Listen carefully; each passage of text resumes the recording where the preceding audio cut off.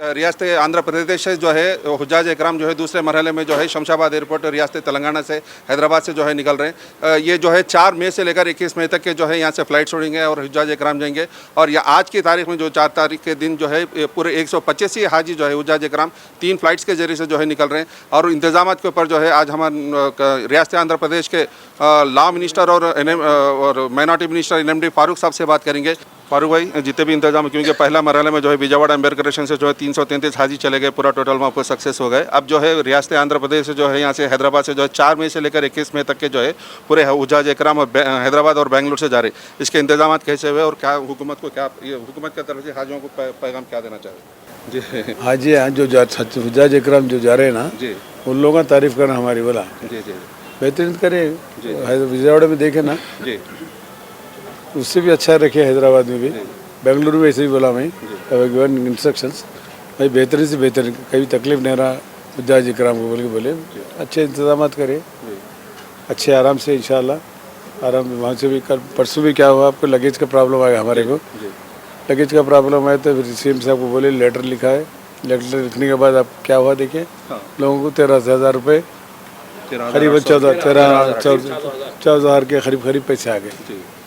इस तरीके से अच्छा काम कर रहे हैं, सब मिलजुल के काम कर रहे हैं। मेंबर थे, चेयरमैन साहब है और शरीफ साहब भी है। मैं बोला टीम बना के शरीफ में इधर आते बोले, चेयरमैन साहब इधर ही रहते बोले, बाकी लोगों को डायरेक्टर्स को ऐसा बेंगलुरु भेजे। शाहजहाँ को बोला, मैं शाहजहाँ को उन्होंने भी पापा MLA साहब उन्हें भी उन्होंने भी इंतजाम में मशरूफ़ है, अच्छा कर रहे हैं, अच्छा कर रहे हैं। फिर हमें इंतजाम में मैं खुद देखा और लगेज के अंदर जो है 4 दिन डिले हुआ और जो है वैएसआर कांग्रेस पार्टी जो है इसको पूरा टोटल अगेंस्ट डाले, लेकिन उसके बावजूद जो गवर्नमेंट ऑफ इंडिया के हज कमेटी की तरफ से जो है 13,800 रुपये हर हाजी के अकाउंट में पड़े। उसके बाद आपका क्या है सर? जो वैएसआर कांग्रेस पार्टी जो इसको सियासत नहीं करना चाहिए था लेकिन सियासत करे, उसके बाद अपना हर चीज़ भी सियासत करते हैं। उन्होंने कुछ करे नहीं, करने देते भी नहीं, उन्होंने करने वालों को करने देते नहीं। कैसे काम इंतजाम करेगा, उन्होंने कभी करे ऐसा काम?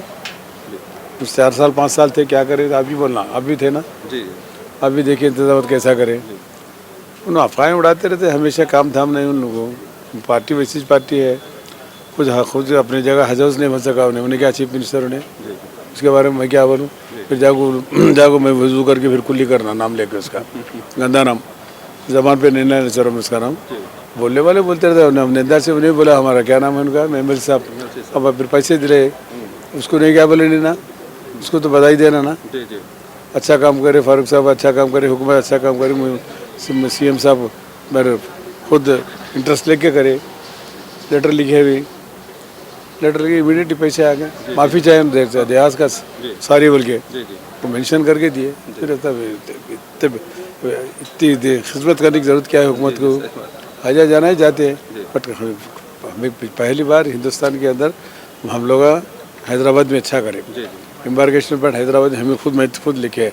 जब भी मैच लेके आया मैं खुद गया हुआ। वाजपेयी साहब प्राइम मिनिस्टर थे, CM साहब फ़ोन करके बोले पूरे MPs को पूरी लेके गया। मैं 28 मेंबर्स लेके गया।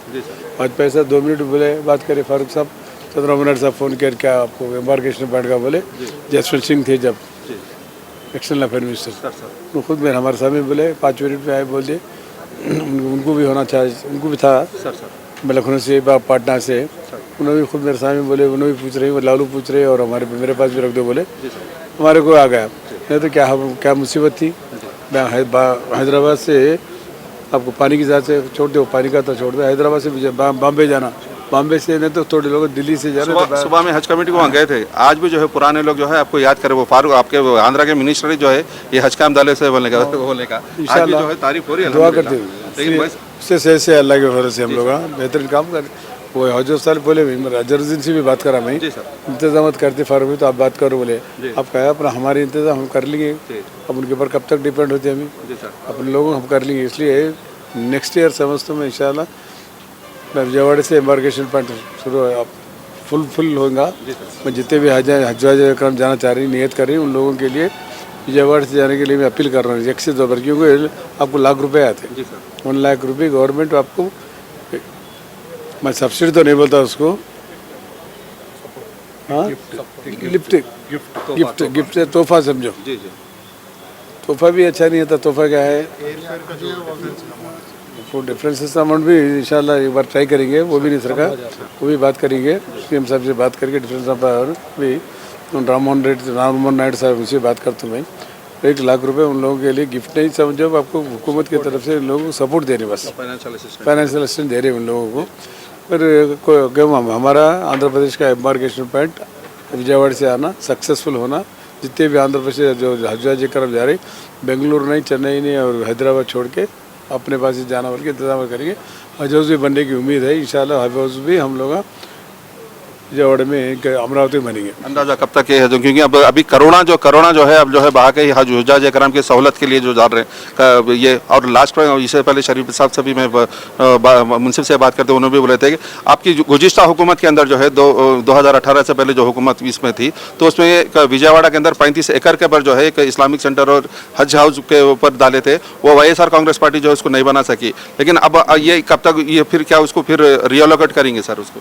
वाईएसआर पार्टी वाले खुद अब कड़पे में नहीं कर सके, यहाँ करते हो ना कड़पे भी बना हुआ है। मैं खुद इनाग्रेशन करा, ओपन करा उसको, ओपन करना और भी काम था 7-8 करोड़ का, ख़त्म छोड़ दिए उन्होंने। कौन थे उन्होंने? चीफ मिनिस्टर साहब कहाँ के थे उन्होंने? फिर मैं बोला नाम नहीं लेता बोला मैं, अब कड़पे के थे कहीं नहीं करे, कड़पे में लगवा नहीं है मुसलमान, अब उनकी वहाँ उनके लिए करना नहीं, उनका फ़र्ज़ नहीं था, सीएम का फ़र्ज था, सीएम साहब करना अपने लिए करना, मुसलमानों के लिए करना, हज का काम है। फिर वो बड़े बड़े इश्तेहार दिए, अखबार में इसमें दिए, फ़ायदा क्या रहा, क्या करे उन्होंने? इसलिए तेलुगु देशम पार्टी आने के बाद हमें बेहतरीन काम करें, जितने भी स्कीम्स लेके खुद मैं लेके आया। इंतज़ाम के ज़माने में मस्जिदों को दिए, शादी खाने शुरू करे, फिर चंद्रबाबू नायडू ने बाद दुल्हन पथकम शुरू करे, और ये हजों का इसके अलावा भी जो है अब रिसेंटली जो है तालीम हुनर जो वक्फ बोर्ड की तरफ से जो है गरीब बच्चों को जो ये करने जा रहे हैं उसके ऊपर भी आप क्या बोल रहे हैं सर? ये पहला स्कीम है ये, क्योंकि वक्फ बोर्ड में उर्दू अकेडमी की तरफ से कम से कम, बोर्ड की तरफ से ये वक्फ बोर्ड की तरफ से अलग है, उर्दू अकेडमी का अलग है। अच्छा वक्फ बोर्ड का है जो बच्चे तालीम हासिल कर रहे बच्चे टॉप है बच्चों को, उन लोगों के लिए IIT या IAS ग्रुप सर्विसेज को भी कोचिंग देना और उन लोगों को अच्छा हुनर दे के उनको लोगों को अपलिफ्टमेंट करना, इसलिए उन्हें भी कर रहे हैं। मैं उर्दू अकेडमी से भी कर रही हूँ, उर्दू अकेडमी से भी जब ये महीना खाली है, हॉलीडेज है, हॉलीडेज में जो बच्चे हमारे बच्चे हैं उर्दू नहीं जाने वाले के लिए उर्दू अकेडमी की तरफ से भी वहाँ उर्दू सीखो ये कहीं रखे, शिबली साहब रखे, अच्छा बेहतरीन काम है। कंप्यूटर सेंटर्स पे लेके आए, 2.5 करोड़ के कंप्यूटर सेंटर नहीं ले, पुराने तो कल भी देखा मैं, नंदयाल फर्स्ट सेंटर नंदयाल में ओपन करा मैं, आंध्र प्रदेश में फर्स्ट नंदयाल और कर्नूल दोनों जगह करे, दोनों जगह देखा मैं कल जाके, वर्स्ट 5 साल कुछ भी नहीं पकड़े, फेंक दिए। अब नई सिस्टम लेके आया मैं, नई सिस्टम भी इंशाल्लाह 2-3-4 दिन में कैबिनेट सारी ये कलेक्टर्स कॉन्फ्रेंस होने के बाद वो शुरू करेंगे इंशाल्लाह। जब कंप्यूटर्स कहीं को लेके बस हमारे पास पैसे नहीं है, कंप्यूटर सीख लेना, दुनिया से कंप्यूटर की स्पेस में जा रही है। चंद्रबाबू नायडू खुद कंप्यूटर्स के ऊपर बहुत इंटरेस्ट है, बल्कि उस ज़माने में फ्री कंप्यूटर सेंटर्स लेके आया।